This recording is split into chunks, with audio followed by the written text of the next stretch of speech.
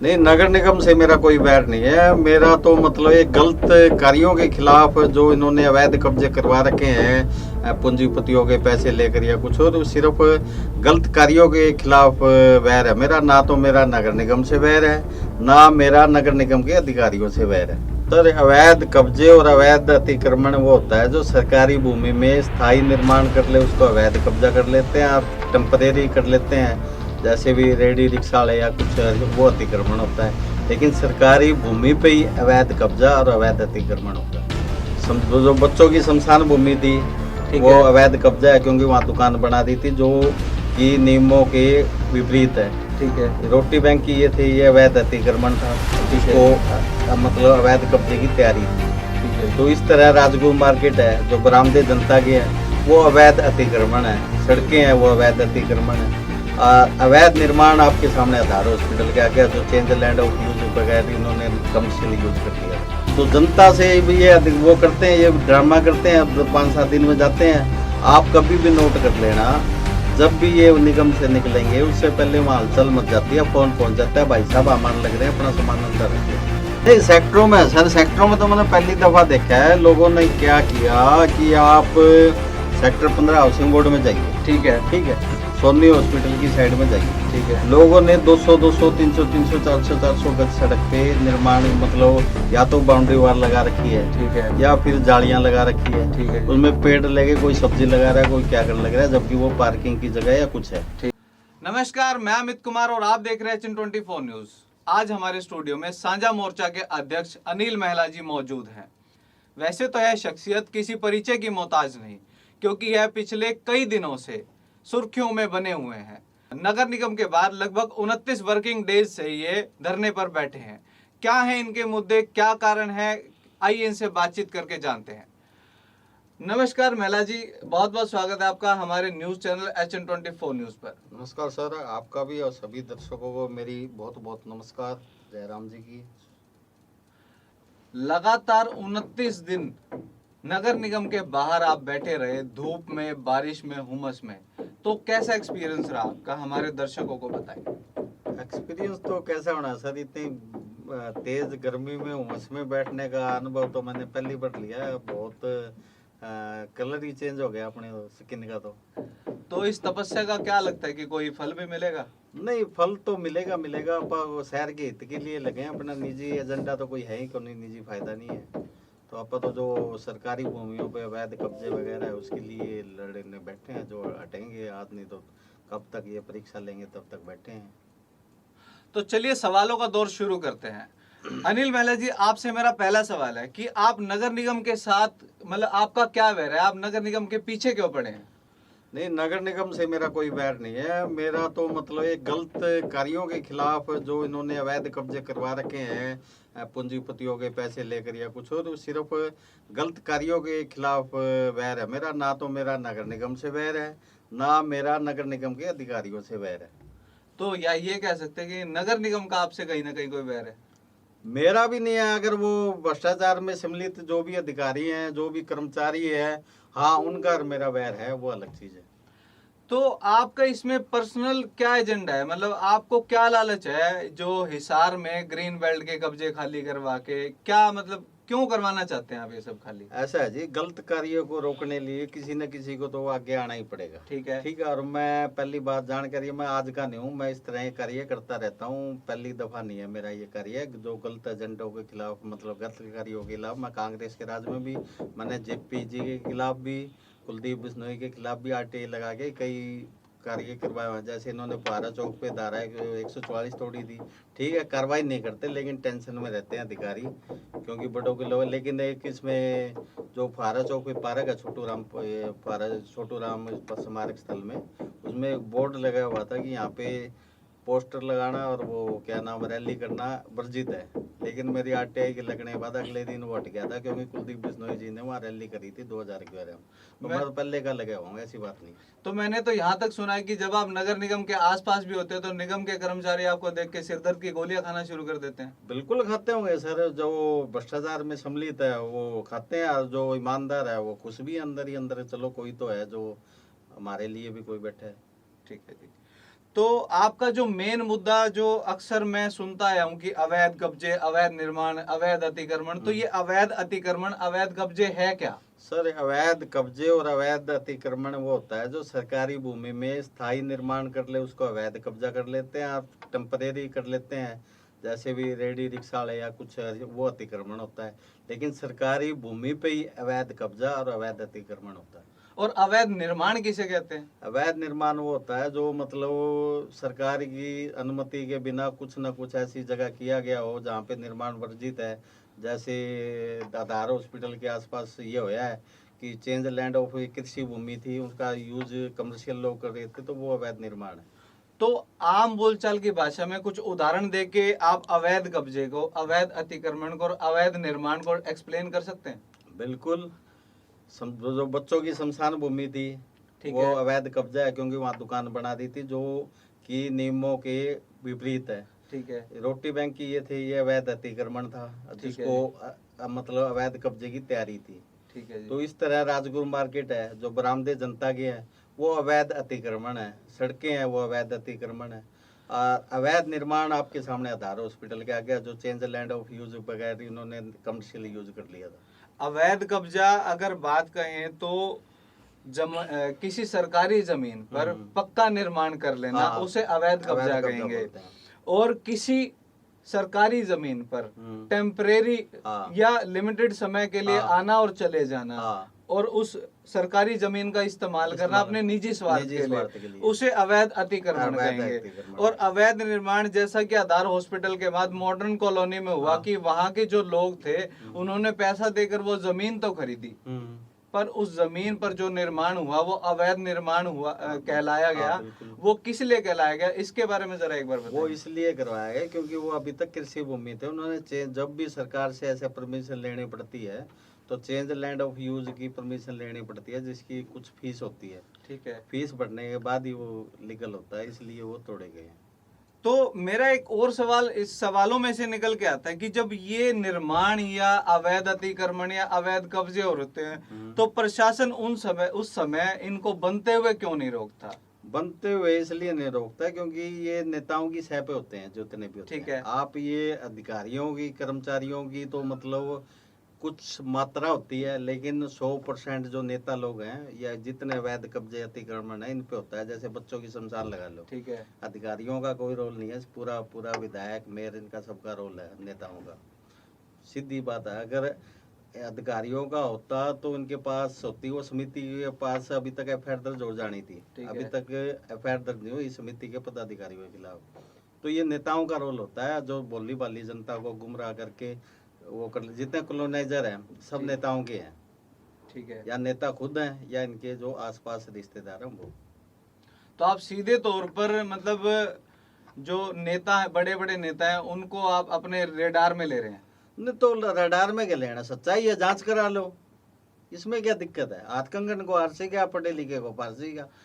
तो आप अक्सर अपने बयानों में बोलते हुए नजर आते हो कि अधिकारी भ्रष्ट है, नेता भ्रष्ट है, तो क्या आपके पास इनके कोई सबूत भी हैं? ऐसा है जी, सबूत क्या है कि मैंने राजगुरु मार्केट की 10 बार शिकायत कर ली कि अवैध अतिक्रमण है। सबूत ले लिया कि बरामदे जनता के लिए, वो नहीं हटते। अब नहीं हटते तो वो बता बरामदों का किराया लेते हैं, सड़कों का किराया लेते हैं। जो कौन लेता है वो किराया? वो दुकानदार के साथ साथ नगर निगम के अधिकारी लेते हैं। ठीक है जी। तो राजगुरु मार्केट में जितनी भी मार्केट बनी हुई है उनके बरामदों को जो इस्तेमाल कर रहे हैं अन्य दुकानदार, छोटे दुकानदार, फड़ वाले, तो आप कह रहे हैं कि उसका जो किराया उन्होंने कुछ निर्धारित किया हुआ है, वो किराया उन छोटे फड़ वालों से वो दुकानदार या निगम के कर्मचारी लेते? नहीं, दुकानदार तो लेता है, उसमें से निगम का अधिकारियों का हिस्सा होता है। वो हिस्सा क्यों देते हैं? वो उसको सरकारी जगह है, इस्तेमाल करने लग रहे हैं वो, जबकि है तो जनता के लिए। ठीक है। तो जनता से भी ये वो करते हैं, ये ड्रामा करते हैं। 5-7 दिन में जाते हैं। आप कभी भी नोट कर लेना, जब भी ये निगम से निकलेंगे उससे पहले वहाँ हलचल मच जाती है, फोन पहुंच जाता है, भाई साहब सामान लग रहे हैं, अपना सामान अंदर रख लो। उसूलन उन बरामदों का क्या इस्तेमाल होता है?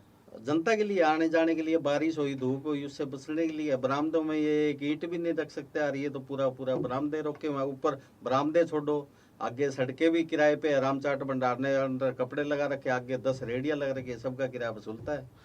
तो ये तो हुई बरामदों की बात। अब हम बात करते हैं पार्किंग की। किसी भी कमर्शियल बिल्डिंग को बनाने के लिए उसका नक्शा पास करवाना जरूरी होता है, और उस नक्शे में जो है पार्किंग की व्यवस्था और पार्किंग का एक डायग्राम होता है कि इतना स्पेस आपको पार्किंग के लिए देना ही देना है। तो क्या हमारे हिसार में जितने भी कमर्शियल कॉम्प्लेक्स बने हुए हैं उनके बाहर प्रॉपर पार्किंग की व्यवस्था है?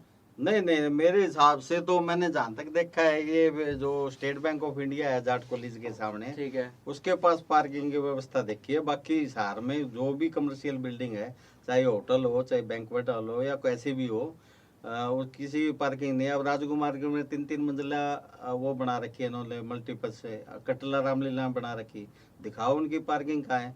जो जिनने उसका नक्शा पास किया, जिस भी अधिकारी ने, उसके ऊपर तो एफआईआर दर्ज होनी चाहिए कि आपने कर कैसे दिया। बिना पार्किंग व्यवस्था ये जो सिस्टम चला आ रहा है, मतलब ये आजकल से तो नहीं, पुराने टाइम से ही चला आ रहा है, तो अधिकारी इसके ऊपर कार्रवाई क्यों नहीं कर रहे? अधिकारी इसलिए भी नहीं करते कि जनता सोई हुई है, ठीक है, जनता जाग नहीं रही, जनता अपने हकों को पहचान नहीं रही। ठीक है जी। जनता जाती है नेताओं के पास। आप किसी भी, आपके अगर सीवरेज रुक गया तो आप जाओगे पार्षद के पास, ठीक है जी, मेयर के पास या विधायक के पास, जबकि आपको जाना चाहिए अधिकारी के पास ही, हमारे यहाँ ये समस्या है, उसको नंबर लेके उसको फोन करो, वो कार्रवाई तो करेंगे। तो आपको क्या जरूरत है इन सब पचड़ों में पड़ने की? आप चाहो तो अपनी सुकून भरी जिंदगी जी सकते हो। आदत है ना जी, ये शुरू से बचपन से है कि गलत के खिलाफ आवाज उठानी है, चाहे अंजाम कुछ भी हो। ठीक है जी। पिछले कुछ दिनों में डिस्ट्रिक्ट टाउन प्लानिंग की एक बड़ी कार्रवाई के तहत आधार हॉस्पिटल के पास एक मॉडर्न कॉलोनी नाम से कॉलोनी है जिसमें अवैध निर्माणों को तोड़ा गया, तो उसमें आपका क्या रोल है इस सारी प्रक्रिया में? सारी प्रक्रिया में सीधा तो मेरा कोई रोल है नहीं, बाकी मैं अवैध कब्जे अतिक्रमण हटाने के लिए बैठा हूँ। तो हो सके पूरे हरियाणा में सीएम साहब ऐसे कुछ करते हो, मुझे नहीं पता इस बारे में, लेकिन मेरा डायरेक्ट रोल नहीं है इसमें किसी भी प्रकार का। जो अवैध अतिक्रमण या अवैध पार्किंग या पार्किंग ना होना, ये जो माहौल है, ये जो हाल है, सिर्फ हिसार के बाजारों में है या गली मोहल्लों सेक्टरों में भी है? नहीं, सेक्टरों में सर, सेक्टरों में तो मैंने पहली दफा देखा है। लोगों ने क्या किया कि आप सेक्टर 15 हाउसिंग बोर्ड में जाइए, ठीक है, ठीक है, सोनी हॉस्पिटल की साइड में जाइए, ठीक है, लोगों ने 200-200, 300-300, 400-400 गज सड़क पे निर्माण, मतलब या तो बाउंड्री वाल लगा रखी है, ठीक है, या फिर जालियां लगा रखी है, ठीक है, उसमें पेड़ लगे, कोई सब्जी लगा रहा है, कोई क्या करने लग रहा है, जबकि वो पार्किंग की जगह या कुछ है। ठीक है, ठीक है, बड़े पेड़ लगा दिया आपने, अच्छी बात है, लेकिन लोगों की सड़क के लिए है वो, आपने पार्किंग, किसी ने कमरे भी बना रखे हैं, किसी ने वैसे भी रखी हुई बता रहे हैं, लेकिन कमरे तो मैंने देखे ही, कमरे ऑलरेडी उसमें कई जगह बंदों ने बना रखे। ठीक है। तो ये सेक्टरों में भी, मतलब ये जो अवैध कब्जे, सबको फ्री का सौदा चाहिए, चाहिए आम गरीब आदमी हो, चाहिए बड़ी कोठियां वाले हो। अब हाउसिंग बोर्ड कॉलोनी है, उसमें 100-200, 150 गज का उनका फ्लैट है, उसके साथ में जो कॉर्नर वाला कोई भी हो XYZ, ठीक है, सब ने अपने, किसी ने 300 गज का, किसी 400 गज का कब्जा बाउंड्री वाल कर रखी है, जबकि वो पार्किंग की जगह या रोड खुला होने में काम आ सकती है। जो जनहित के लिए है कि अगर वो जगह उस प्रॉपर पर्सनल आदमी को छोड़ गया, अगर वहाँ 10-15 गाड़ियां खड़ी होगी जी, तो पार्किंग की जगह है। तो अगर कीमत की बात करें तो जो कब्जा किया हुआ जो स्पेस है, उसकी अगर कीमत, मतलब एक सड़क की ही बात करें तो लगभग कितनी कीमत होगी उसकी? आप ये लगा लो 100 गज का है तो 20,000 मिनिमम। आप, मुझे प्रॉपर्टी के बारे में ज्ञान नहीं है, लेकिन आप 20,000 रुपए का रेट भी लगाते हैं तो 20 लाख रुपए है, जिसके पास 400 का है उसके पास करोड़ों की है। तो अगर एक पूरी सड़क की बात करें तो मेरे हिसाब से 1 अरब के आसपास ये जो है अगर सेक्टरों में लगाए जाए तो इस तरह की 1 करोड़ों रुपए, अरबों रुपए की जगह पे लोगों ने अवैध कब्जा कर रखा है। अतिक्रमण किया। तो आप एक और तो शहर के बीचों बीच ग्रीन बेल्ट को खाली करवाने के लिए धरना देते हैं कि ग्रीनरी को बढ़ावा मिले। अब सेक्टरों में अगर लोगों ने अपने घरों के बाहर ग्रीनरी लगा रखी है तो उससे भी आपको परेशानी है? नहीं, उससे परेशानी नहीं है, बड़े पेड़ लगाओ, किसने रोका है? आपने पेड़ लगाई, ये थोड़ी है कि आप उसको बाउंड्री वाल बना दोगे, अपने खुद की सब्जियां लगाओगे, फल फ्रूट लगाओगे। आपने पौधे लगा दिए, उसमें जिसके काम है वो लगाओ। ग्रीनरी किसको कहते हैं? पेड़ ही लगाएंगे हम। तो है। पेड़ लगाओ अपने, उसमें क्या दिक्कत है? पेड़ की अच्छा है, गाड़ियों को छांव मिलेगी, गर्म नहीं होगी। तो आपके हिसाब से शहर की ग्रीनरी और सेक्टरों की ग्रीनरी में कुछ फर्क है क्या? नहीं नहीं, फर्क कुछ नहीं है। हमारा निजी यूज और सार्वजनिक यूज। अभी पिछले दिनों आपने एसपी साहब को कमिश्नर और जॉइंट कमिश्नर के खिलाफ कुछ शिकायत दी है, वो क्या मामला है, जरा हमारे दर्शकों को बताएं। वो सर ऐसा है जी, मैंने नगर निगम वो कमिश्नर, ज्वाइंट कमिश्नर शालिनी चेतल जी, अशोक गर्ग जी और जो अन्य अधिकारी हैं, कार्यकारी अधिकारी डीएमसी और बिल्डिंग ब्रांच के सभी अधिकारी व कर्मचारी, ठीक है। इनके खिलाफ एफआईआर दर्ज करने के लिए शिकायत दी है। मैंने एसपी साहब से निवेदन किया है कि इनके खिलाफ तुरंत प्रभाव से एफआईआर दर्ज की जाए, क्योंकि इन्होंने जनता को परेशानी में डाला है, अपने कर्तव्य का पालन नहीं किया। दूसरी बात, अपने सीनियरों के आदेश का पालन नहीं किया, क्योंकि मैंने शिकायत ऊपर तक भेजी है। ठीक है। दूसरी चीज़ ये है कि उच्चतम न्यायालय वगैरह समय समय पर देते आए हैं कि सरकारी जगह से अतिक्रमण अवैध कब्जे हटाए जाए, तो उनके आदेशों की भी अवहेलना की है।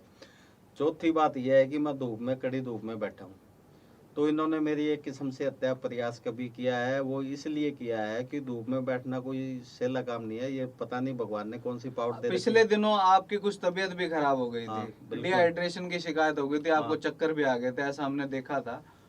नहीं, ऐसा है जी, इतने 45-47 डिग्री में अगर उमस में आप धूप में बैठोगे, तेज धूप में, तो कोई 10 में, अगर कमिश्नर साहब इनको लगता है कि कुछ नहीं होना, तो मेरे साथ 2 घंटे बैठ के देख ले, क्या दिक्कत है? तो इस पे हत्या प्रयास का भी मैंने कि इन पे ये भी दर्ज किया जाए, क्योंकि ये अवैध कब्जे हटवाने की जिम्मेवारी इनकी है, वो पहले के आदेश हैं, लेकिन ये जानबूझकर इसको कार्रवाई नहीं करने लग रहे। वो रीजन क्या है कि, और दूसरी बात, जो मैं सबूत भी दे चुका हूँ, तो सबूतों के बाद एफआईआर दर्ज होने में टाइम नहीं लगना चाहिए। लेकिन अब जब भी एसपी महोदय चाहेंगे, जब केस दर्ज हो जाएगा, इतना बैठे हम। कहीं कहीं आपको ये नहीं लगता कि आप नगर निगम की बजाय लघु सचिवालय के बाहर अगर धरने प्रदर्शन पे बैठते हो तो शायद इसका इफेक्ट आपको ज्यादा मिलता? क्योंकि अभी हाल ही में डंडूर गांव के कुछ लोग डंडूर के सरपंच के खिलाफ धरने पर बैठे करीब 10 दिन से। बिल्कुल। और उसमें से किसी एक केस में जिसमें मनोज नाम से सरपंच है, और उन्होंने किसी सरकारी जमीन पर कब्जा के केस में उन्हें उनके पद से निलंबित भी कर दिया है। बिल्कुल। तो आपको नहीं लगता कि आपको नगर निगम के बजाय शायद लघु सचिवालय के बाहर बैठना उचित रहता और आपको इफेक्ट ज्यादा मिलता? ना ना ना, ऐसा कुछ नहीं है सर। ये तो कहने की बात है कि आदमी कहीं बैठे, आदमी के मुद्दे से ही होने चाहिए। अगर आपने मनोज शर्मा का निलंबन भी देखा है, तो वो उनके धरने का इफेक्ट का तो पता नहीं है, कि उस पर पहले से जांच हो रही थी, जो जांच में सही पाएगी कि आपने वो जो नामांकन भरते हैं उसके अंदर इसकी शो नहीं किया गया था ये चीज़, तो उस आधार पे वो किया है। कि बाकी जो वो मुद्दे लेके बैठे हैं उस पर तो कभी कुछ है ही नहीं। अच्छा, मेरा एक सवाल और भी है कि प्रशासन जो है हमेशा देरी से कार्रवाई क्यों करता है, चाहे वो निगम प्रशासन हो चाहे वो पुलिस प्रशासन हो। अभी जैसे पिछले दिनों शांतिनगर चौक पे एक पानी वाली टंकी को एक प्राइवेट ठेकेदार द्वारा तोड़ने का ठेका दिया गया था, लेकिन वो ठेकेदार लगातार उस टंकी को गिराने की कोशिश कर रहा था, जो कि सरासर गलत थी। ठीक है। उसके बाद जहाँ पे ना तो सुरक्षा के कोई इंतजाम थे, ना ही पुलिस प्रशासन का कोई अधिकारी वहां पे मौजूद था, तो अगर वहां पे कोई बड़ा हादसा हो जाता तो उसकी जिम्मेदारी किसकी थी? उसकी जिम्मेवारी थी जी विधायक की, मेयर की, वहाँ के पार्षद भूप सिंह रोहिला की, और एक वार्ड नंबर 4 के पार्षद की। क्योंकि आपने उस टाइम जब तोड़न लग रहे थे वीडियो, तो ये दोनों वहाँ गए थे और अपने ऊपर सरे ले रहे थे कि हम करवाने लग रहे हैं ये काम। ठीक है। तो मैं आपको पहले ही कह चुका हूँ, अधिकारियों से ज़्यादा पॉलिटिकल प्रेशर होता है। अब वो कहीं नहीं दिखते। अब वो कहाँ गए पार्षद, कहाँ गया विधायक, कहाँ गया मेयर? अब क्यों नहीं ले रहे सरे? ले लो। अगर ये 2 दिन बिल्डिंग अगर तेज है, वो भगवान का शुक्र है कि आंधी नहीं आई, बारिश नहीं आई। अगर रिमझिम बारिश आती 2 दिन, तो 100% जान माल का नुकसान होना था। क्योंकि उसकी स्थिति ऐसी बन गई थी कि 6 में से 3 पिलर तो काट दिए गए हाँ थे। बिल्कुल। अगर तेज आंधी या बारिश आती ना, थोड़ी मतलब 12-14 घंटे रिमझिम बारिश आती, 100% जान माल का नुकसान होना था। आज जिस पे एफआईआर, सीधी सी बात है, भूप सिंह रोहिला विधायक है, ये जिम्मेवार थे, इन पे कटती। क्योंकि प्रशासन तो इनकी कठपुतली बना हुआ है। जब एक बात बताओ, एसपी महोदय, आईपीएस आईपीएस अफसर है, इनका तबादला के अलावा सरकार इनका कुछ भी नहीं कर सकती। अगर ये अपने विवेक से अपनी ड्यूटी सही ढंग से निभाए, अपने विवेक जनहित में करे, तो क्या दिक्कत है? नेताओं की क्या चिक्कर? नेताओं तो 5 साल के लिए हैं, और ये पूरी उम्र के लिए होते हैं। तो जो छोटे कर्मचारी तो अपने लालच में 500-700 के चक्कर में रहते हैं, सीधी सी बात है। लेकिन जो आईएएस अफसर अगर दबाव में मानता है तो कहीं ना कहीं उसका या तो वो इस नौकरी के लायक नहीं है या अपने उसी दम पे नहीं है। अगर रिपोर्ट कार्ड की बात करें तो निगम के छोटे से बड़े अधिकारियों के रिपोर्ट कार्ड में आप इनको 10 में से कितने नंबर देंगे? ये नंबर लेने लायक है ही कौन जी? नंबर लेने वाला काम कौन सा किया है इन्होंने? 30 दिन से इन्होंने तो अवैध कब्जे करवाए, उसमें तो 10 में से मैं 20 नंबर दे दूंगा। अपनी खुद की जेबें भरी है, उसमें से 10 से 20 नंबर दे दूंगा। लेकिन जनहित के लिए ने एक भी काम नहीं किया तो बता दो, चाहे विधायक हो चाहे मेयर हो, कोई उसमें से 10 में से 0 होती है, चाहे पार्षद हो चाहे विधायक हो चाहे मेयर हो चाहे अन्य अधिकारी हो। तो ये थे हमारे साथ स्टूडियो में मौजूद अनिल महिला जी, साझा मोर्चा के अध्यक्ष। तो फिलहाल के लिए लेते हैं इजाजत। आप देख रहे हैं H24 न्यूज। धन्यवाद। सैमसंग सर्विस सेंटर, जहां है fast service, best customer support, amazing and helpful staff. तो आइए Samsung authorised service centre, first floor, मोहल्ला Rampura, red square market, Hisar.